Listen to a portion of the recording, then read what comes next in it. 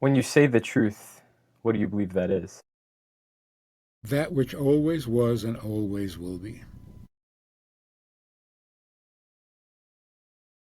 What does that entail? Well, murder was always wrong, and it always will be.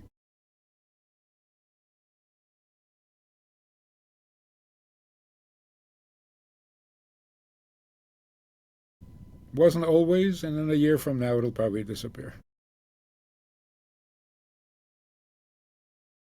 Or tattoos. Hmm. Did people always have tattoos? No. Are they going to always have tattoos? No, they're going to want to remove them. There's no truth to it. It seems like you find the truth when you zoom out from the right now and you can kind of get a bird's eye view of history and humankind. Or a timeless view.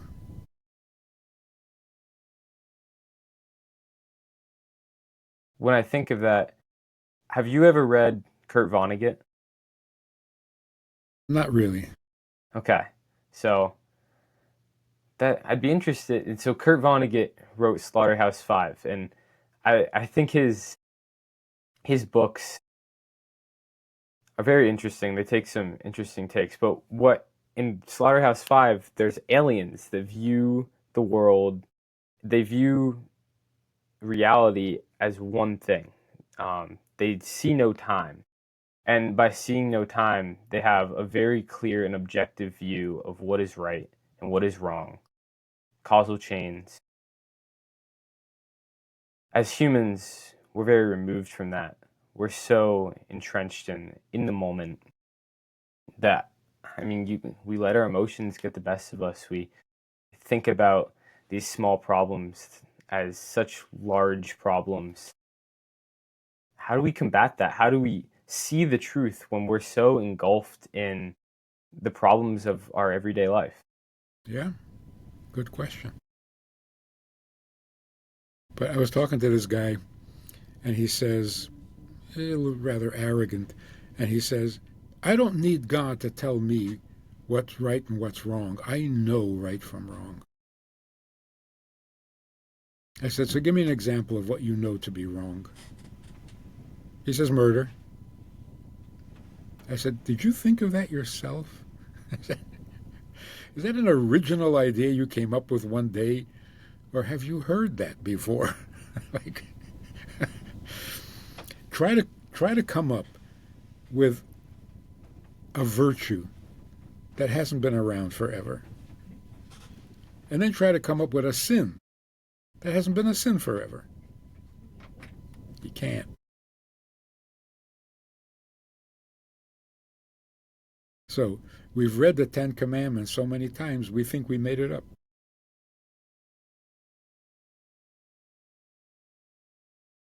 So can you be moral without God? Well, now you can. Just quote the Ten Commandments and erase God's name at the bottom. So you can plagiarize morality. You can't invent it. Like, for example, most people who are critical of the Bible is because the Bible allows slavery. How immoral.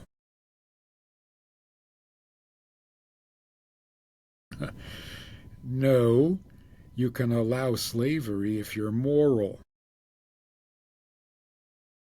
People who are not moral cannot have slaves because they'll abuse them. So we're not superior, we're inferior, and that's why today we cannot have slaves.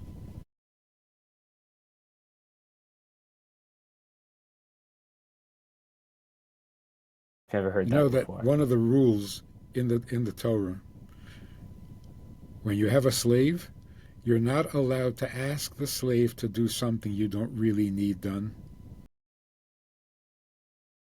because that's mental cruelty. So in the Torah's version of slavery, your slaves have to do only that which you cannot. No, you can do it, but you need it done. So, for example, and this is the example given, you're not allowed to ask a slave to boil water if you don't need boiled water. Not because it's difficult labor, it's mental cruelty. You ask me to make you eggs and then you don't eat it. You're not allowed to do that. Because at least give me the satisfaction of having done something meaningful. In other words, only moral people can have slaves. So the fact that we will not have slaves is because we're not that moral.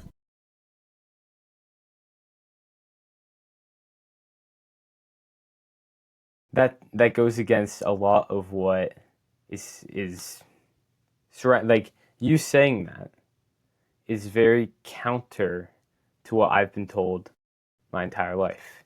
And that's what I interesting. get the big bucks for. Yeah.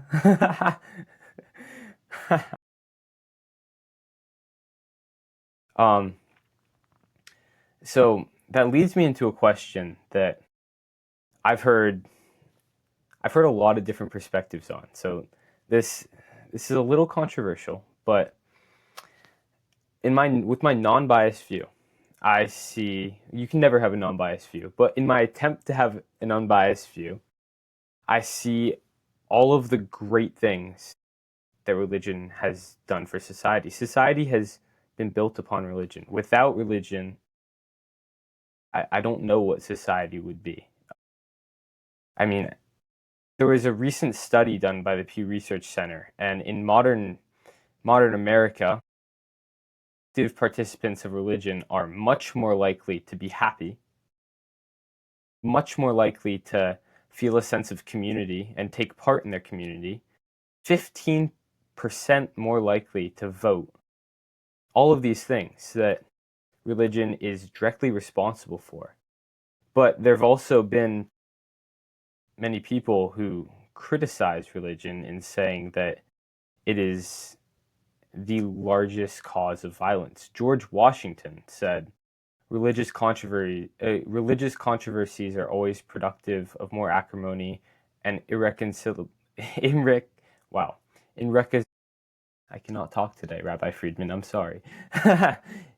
Irreconcilable hatreds than those which spring from any other cause. So my question for you is, from an objective point of view, how do you weigh these two things, these criticisms of great violence and the cause of a lot of positivity? How do we balance these?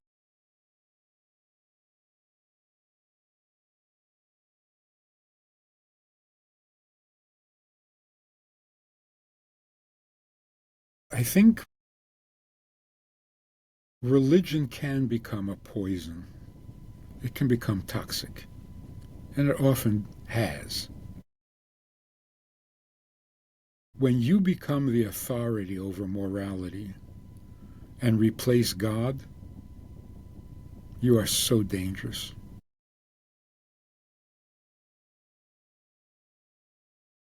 I mean, Nazism was a religion because Hitler had way too much authority, way too much power. Of course, he replaced God. So it's always, I mean, religious people have to always be checking themselves. Am I really representing God? Or am I off on my own adventure and my own ambitions and my own sick ideas because all this power has gotten to me? So the most significant statement in the Torah, as far as I'm concerned, in the 5th book, in other words, after all Moses did for 4 out of the 5 books, he was everything. he was the leader, he was in charge, he told people right from wrong, and he was the hero, and he fought all the battles, and he was everything. And then at the end, it says, and Moshe was the most humble man on the face of the earth. If you lose that humility, you're a monster.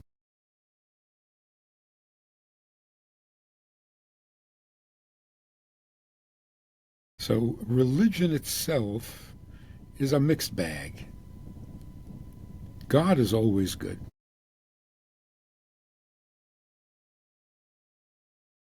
We need to be serving God, not serving a religion.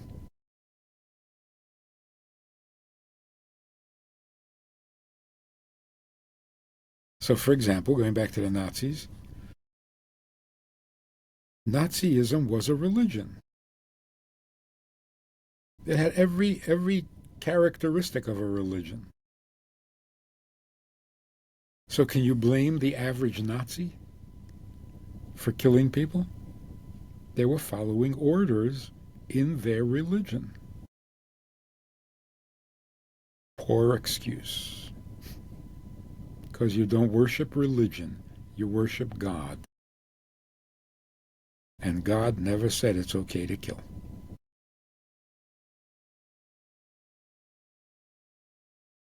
Murder. That's really interesting.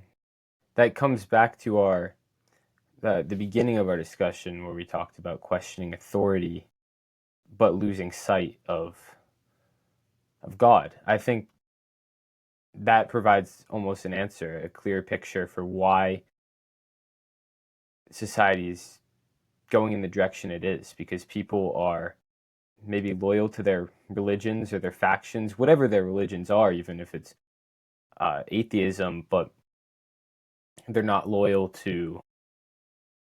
They're losing sight of what they should be loyal to. So if somebody preaches, thou shalt not murder, don't ever kill anybody, don't have a gun, don't carry a knife, don't lose your temper, don't ever kill anybody, and then you find out that he himself had killed a few people, are you going to say, oh, so when he said not to kill people, that was wrong? There's nothing wrong with killing people. Can you separate the guy from the principle? It's very difficult. Yes. But that's because we think the guy is speaking on his own authority. So if he no longer has authority, then everything he says goes out the window. But the only reason anyone ever listened to him and considered him an authority is because he was quoting God, just not practicing what he preached. So because the guy is no good doesn't mean God is no good. So the trick is to kind of discern the truth no matter who's saying it. Because it's not about the guy who says it, it's about the truth being true. You have to separate people's ideas from the person themselves. Well, the ideas have to be much bigger than any person. Right, they're not their ideas.